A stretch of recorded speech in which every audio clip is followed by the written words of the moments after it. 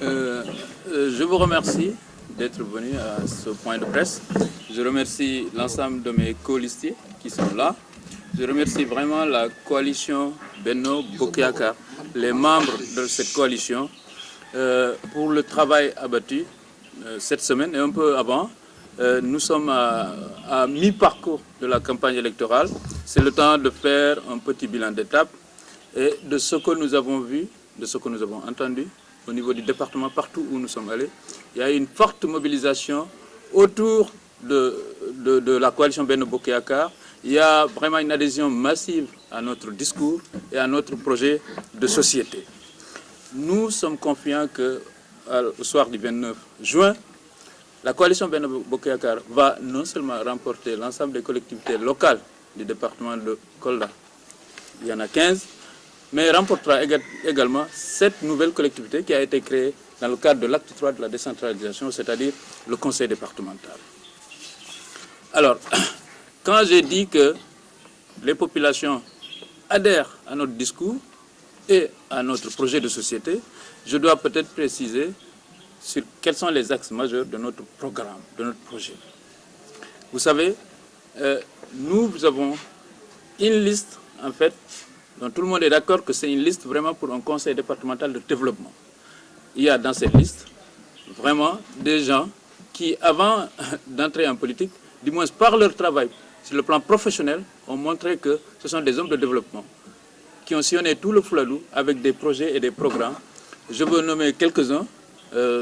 C'est sûr que tout le monde dans cette liste pouvait être tête de liste et la diriger et faire gagner. Il y a par exemple à ma gauche Younous Mbal, un ingénieur agronome de renommée qui est coordonnateur national du programme d'appui à la petite irrigation locale. Il y a à ma droite Alseni Ba, qui est la tête de liste professionnelle, qui est connu dans tout le Fouladou, mais surtout dans la commune pour son engagement pour la jeunesse de notre département, pour le développement de notre département. Nous avons un inspecteur de l'enseignement, en l'occurrence Ousmane Baldé, qui aussi, partout où nous allons, est accueilli les bras ouverts parce qu'il a sillonné déjà tout le département sur des problèmes majeurs que sont les problèmes de l'éducation. Il y a Sanakandé, qui est un ingénieur géomètre, qui est responsable d'un bureau d'études, qui a participé à l'aménagement de notre département, en tout cas au niveau de la grande collectivité. Il y a des femmes, surtout, il y a Koumba Baldé, la responsable des femmes de l'ABR. Nous avons Rabidja, qui est la directrice du DIRFEL. Nous avons Anna Sabali, c'est des femmes qui ont sillonné aussi tout le département pour le développement. Je n'oublierai pas Ndiobombalo, par exemple, qui, depuis plus de 30 ans, est porteur de projets de développement dans notre département. Donc notre liste, elle est d'une qualité, je ne pourrais pas nommer tout le monde. Il y a par exemple le doyen Diamanka, il y a Cheikh Oumar Diamanka qui est dans un programme, Diallo qui est dans un programme vraiment d'alphabétisation qui est maintenant connu et reconnu dans ce département-là. Donc je ne pourrais pas citer tout le monde, mais en tout cas la qualité de notre liste ne fait l'ombre d'aucun doute. Nous voulons un conseil départemental de développement. Pour avoir un conseil départemental de développement, nous pensons qu'il faut avoir un des axes forts doit être l'éducation et la formation. Nous voulons que tout jeune Koldois puisse bénéficier d'une éducation et d'une formation de qualité qui lui permettent d'avoir les outils pour affronter le XXIe siècle.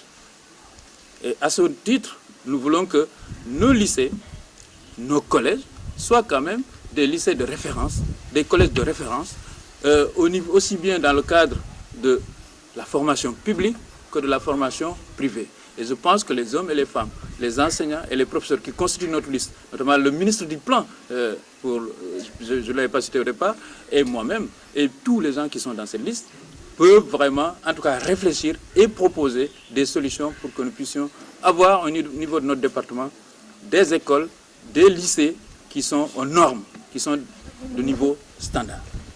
Alors, une fois que le problème de l'éducation et de la formation est réglé, il faudra qu'on puisse s'occuper vraiment du bien-être de nos populations, notamment des femmes et des enfants. Et pour cela, il faut qu'on ait quand même une offre de santé de qualité. Vous êtes des journalistes, vous connaissez l'état dans lequel se trouve l'hôpital régional de Kolda.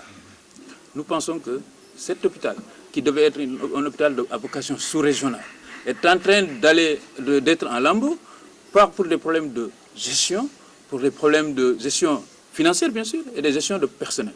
Donc il faudra faire l'audit de cet hôpital, aussi bien sur le plan financier que sur le plan personnel, et nous travaillerons pour que cet hôpital-là puisse offrir des qualités de soins reconnues, puisse en tout cas être un hôpital de référence. Vous savez, il n'y a pas longtemps, quand le président était à Thiès, nous avons tous entendu vraiment la qualité d'offre pour la santé qu'il y a dans cette région. Nous devons travailler pour que notre département offre une offre de santé qualitative et surtout de proximité. Nous devons pour cela faire en sorte qu'il y ait des postes de santé dans toutes les zones qui regroupent vraiment beaucoup de personnes. Par exemple, j'ai été à Saré-Moussandour, il y a 43 villages qui sont dans cette zone, le long de la route, et on m'a dit qu'en réalité, il n'y a pas de poste de santé. Donc il faudra augmenter le nombre de postes de santé et surtout veiller à ce qu'il y ait des infirmiers et des infirmières de qualité. Une fois que cela sera fini, il y a un autre volet, c'est la culture. Et vous vous rendrez compte que ceux qui sont ici n'ont pas attendu d'être investis dans des listes pour travailler pour la culture du Fouladou. Vous n'êtes pas sans connaître peut-être Djenkou Fouladou. Et vous savez, Younous Sambalo, c'est le président du comité directeur de Djenkou Fouladou. Et vous savez également, peut-être que moi j'en suis le président du conseil scientifique.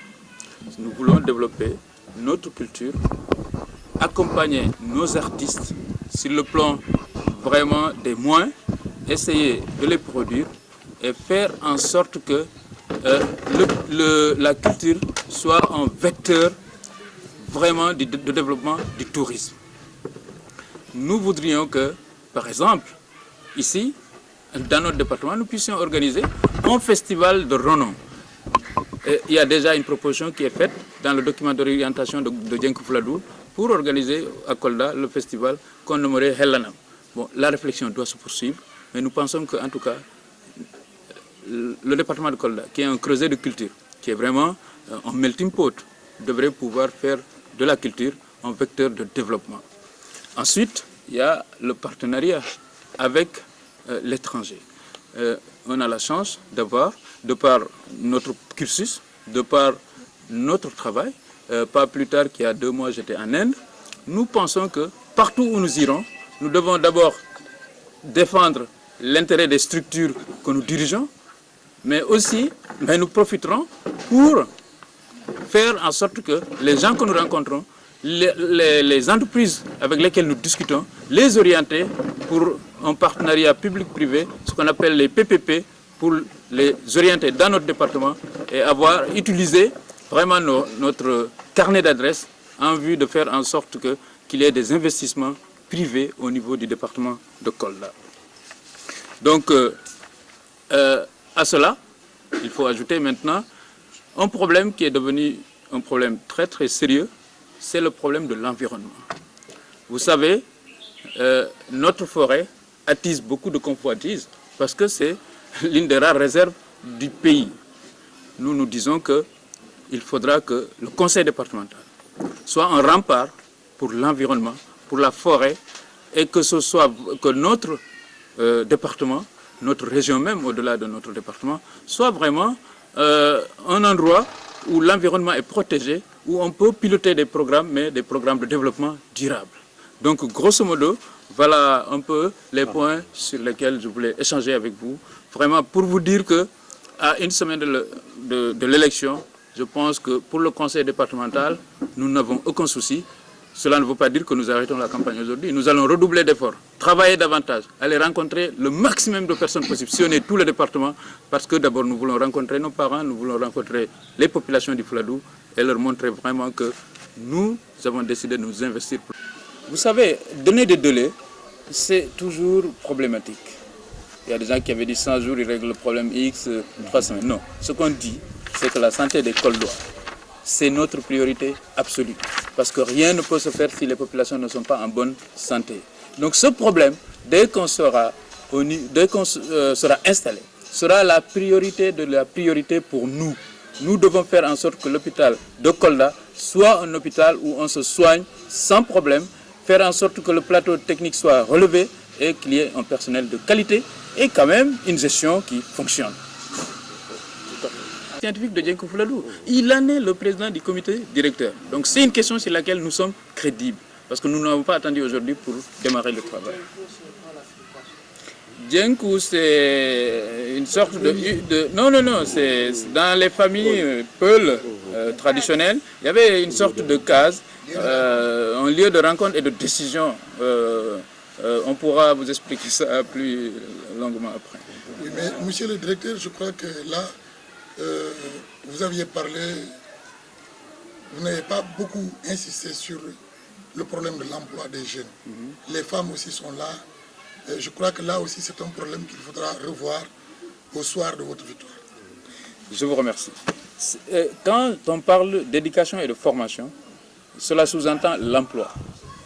Parce que un des obstacles pour accéder à l'emploi, c'est le niveau de la qualité de la formation. Et d'ailleurs, moi, quand j'étais à New Delhi, j'ai discuté avec un institut de recherche indien qui fait de petites unités d'incubation d'entreprises.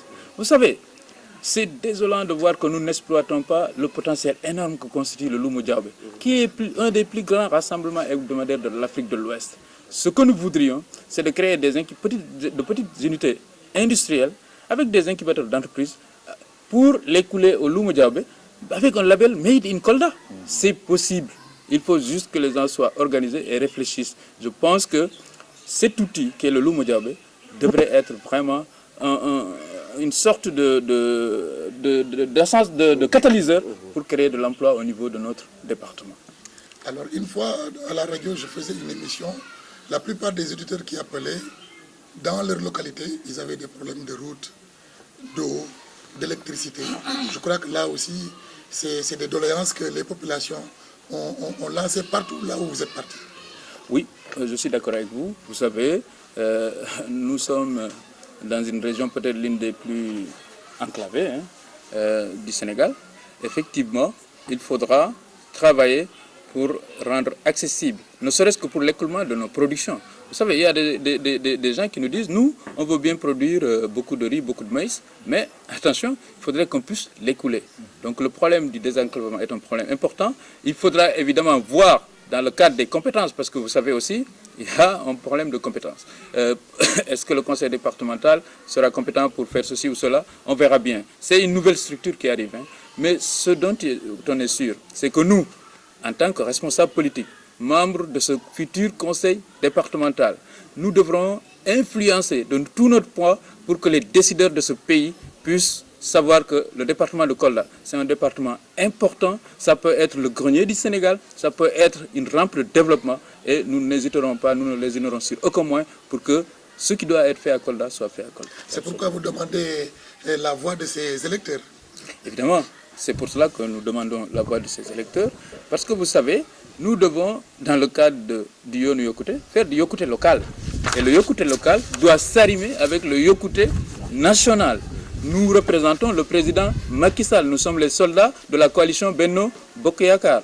Donc, à ce titre, il faudra non seulement coordonner le développement local au niveau des collectivités locales, voir pour chaque collectivité quels sont les atouts, quelles sont les faiblesses. J'ai une fiche signalétique de toutes les collectivités avec les PLD. Nous allons coordonner tout ça et pour avoir une sorte de développement harmonieux au niveau de notre département. Et qu'est-ce que vous allez faire du sport Kolda? D'autant plus que jusqu'à présent, Kolda n'a pas une équipe en Ligue professionnelle. C'est une excellente question. Moi, je me suis toujours posé cette question. Pourquoi Kolda n'arrive pas, à l'instar de Ziguinchor, à avoir une équipe en Ligue 1? Mais je me suis même rendu compte, en tant que directeur général de la Sérégré, Kaural de Belengara m'a demandé de les soutenir parce que c'est l'unique équipe de notre région à évoluer en Ligue 2. Donc c'est un problème majeur. Je pense que nous devons travailler pour redonner confiance à notre jeunesse, les organiser, leur permettre vraiment de s'épanouir et de comprendre qu'ici à Kolda, on peut être un bon footballeur, pouvoir jouer dans une équipe et pouvoir évoluer, éventuellement être un professionnel de haut niveau plus tard ailleurs. C'est un problème fondamental sur lequel nous allons réfléchir. Nous devons développer le sport à la base, au niveau scolaire. Nous devons développer le sport à tous les niveaux pour que nous puissions avoir quand même une jeunesse qui puisse montrer aussi que Kolda, c'est des Sénégalais comme tous les autres qui peuvent s'organiser et avoir des équipes qui sont capables de rivaliser avec des équipes de Saint-Louis, de Tamba et d'ailleurs. Et qu'est-ce que vous ferez des artistes? On vient de le dire, les artistes, on a dit que nous allons les soutenir moralement, matériellement. Nous leur permettrons par exemple d'aller assister à des festivals au niveau international. Moi, j'étais à Bruxelles il y a 4 ans. Il y a Tabital Poulago qui a organisé un festival où j'ai rencontré, il y avait des artistes du Burkina Faso, du Mali, etc. Eh bien, nous, en tant que conseil départemental de Kolda, nous ferons en sorte que chaque année, certains de nos artistes puissent aller évoluer au niveau des festivals au niveau mondial.